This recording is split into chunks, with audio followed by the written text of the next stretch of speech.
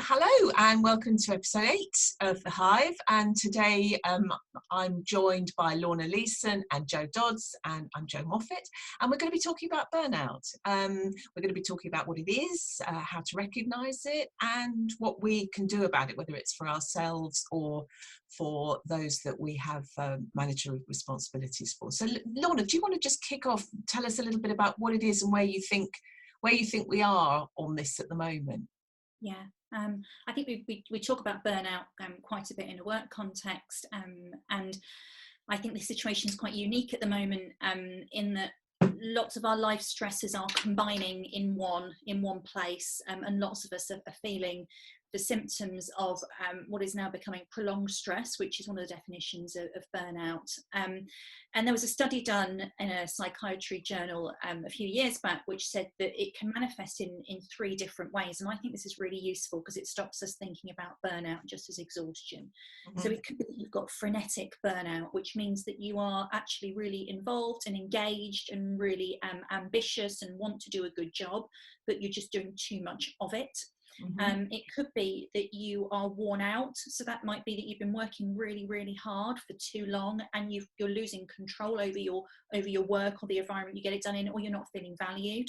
Mm-hmm. Or it could be that you're under challenged, bored and disconnected. And if you think about just those 3 categories and the types of ways that people are working at the moment, you could have key workers sitting in either the frenetic or the worn out category really easily. You could have people who've been furloughed who are feeling under challenged, bored, disconnected from their employer. So it's manifesting in lots and lots of different ways for all of us, and it's a very personal thing. Mm-hmm. But I do think that it's that prolonged stress is something that we're all feeling in one way or another, and you can sort of see it in the way we're interacting with each other in the world at the moment.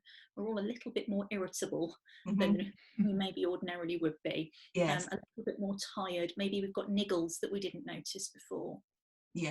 Yes, absolutely. And that we were talking about that with sort of unexplored or unexplained little health issues bubbling that perhaps we weren't aware of. Jo, anything to add to that from how do you where you think we are?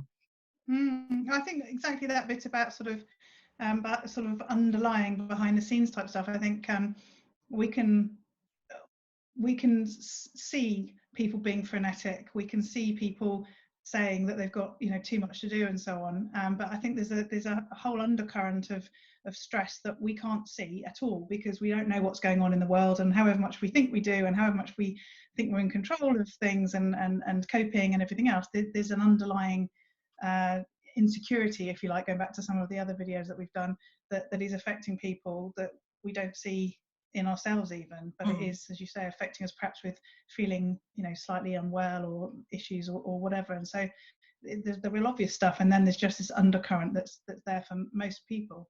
I mean, we've talked, haven't we, in previous episodes about the importance of certainty, and how to try and provide certainty in an uncertain world, and we just had that kind of layered back on, and certainly as far as sort of HR and comms professionals are concerned, with the news last night that workplaces need to think about opening up, and some workplaces are supposedly opening up today, and what that means for HR, occupational health, comms people, health and safety people. They've just all now been thrown into yet more kind of uncertainty, really, which layers even more stress on top of stressful situation. Yeah, and the health and safety executive will say that lack of control, lack of clarity is a key contributor to workplace stress, which is feeling that in buckets. Absolutely. So symptoms wise, how do we recognise this in either in ourselves or in those we're working with, whether at the moment that is remotely? Lorna, your take on that? Well, I think I've been here, and I think I would have put myself in the frenetic category, and I think sometimes that's the hardest to recognise that you are burnt out. But it can be, as Jo said, you've got underlying health niggles. Maybe you've got a chronic condition that's flared up. Maybe burnout is persistent stress is persistent cortisol running through your system. Cortisol has a physical impact on you, so you will look grayer, you just won't be as bright in the eyes, you will get little niggles, if you think about a prime minister, the beginning and end of their term, great example of what you might Yes. look like. Yes, or even just very that thing short. yesterday. Yeah, even not that far into their term. Yeah. Well, yes, indeed. But I think it also manifests some of the ways that we said earlier on. So it might be that you're noticing people are more irritable, or they're more single-minded, or they have checked out and they're not as engaged or committed, or the quality of their output doesn't seem to be as good. Their responsiveness isn't there. And I think that's the really insidious thing about stress, is it manifests differently for each of us. So what it might be for me, it might not be the same thing for Joe. So recognizing it in somebody else means we need to pay attention to them and be curious. Recognizing it in ourselves means we need to listen to ourselves and our bodies a bit. And Joe, what are we going to do about it? How can we help support people or help make things better for ourselves if we recognize it in ourselves?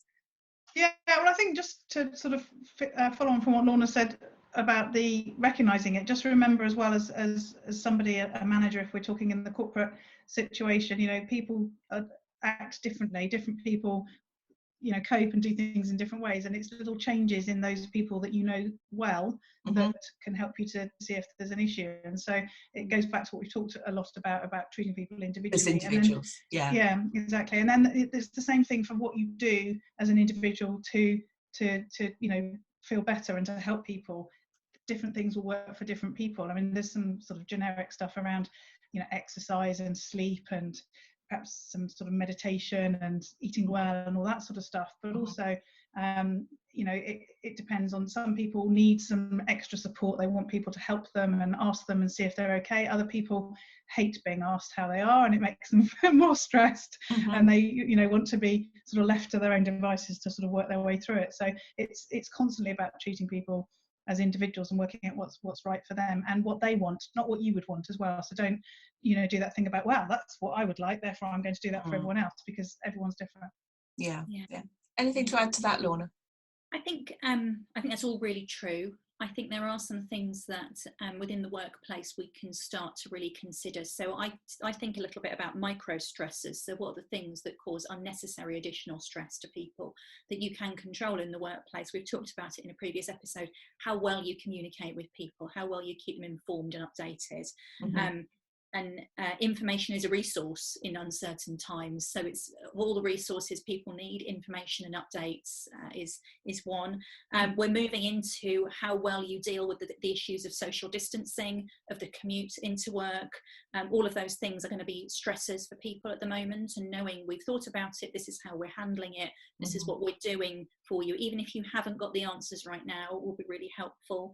It's those little tiny hurdles that you can control that will all incrementally help reduce people's stress levels. And I think if you think about some of the things from a line manager perspective, just being aware, as Joe said, treat people as individuals, but being aware of the different individual circumstances that people in your team are actually trying to juggle and trying to manage, and try to ensure that you are conscious of that when it comes to workload, and conscious of that when it comes to perceptions or otherwise of productivity, and making sure that you are still continuing to cut people slack, and recognizing. And also that bit about not assuming that because you're not homeschooling and you don't have elderly parents to look after or whatever, you haven't got those what seems visible issues, that all is well, and that you can take on more of your fair share within the team, because it looks like you've got nothing else going on, because as we've said, there's loads of underlying stuff going on for everybody, and some people will be more robust and resilient than others, and you've got to take that into consideration as well. It's circumstances, as you say, as well, but it's also treating people individually within those circumstances. Yeah, okay. And really trying to sort of consider some of the things we've talked about previously about making sure you have breaks, making sure you're eating properly, making sure you're getting exercise, trying to get some good sleep, all of those sorts of things, and trying to, as a manager and people leader, providing some degree of certainty, be it in a world where that is a challenge. Excellent. Absolutely. Lovely. Great. Thank you very much. Thanks for listening, guys, and bye-bye. Thank you.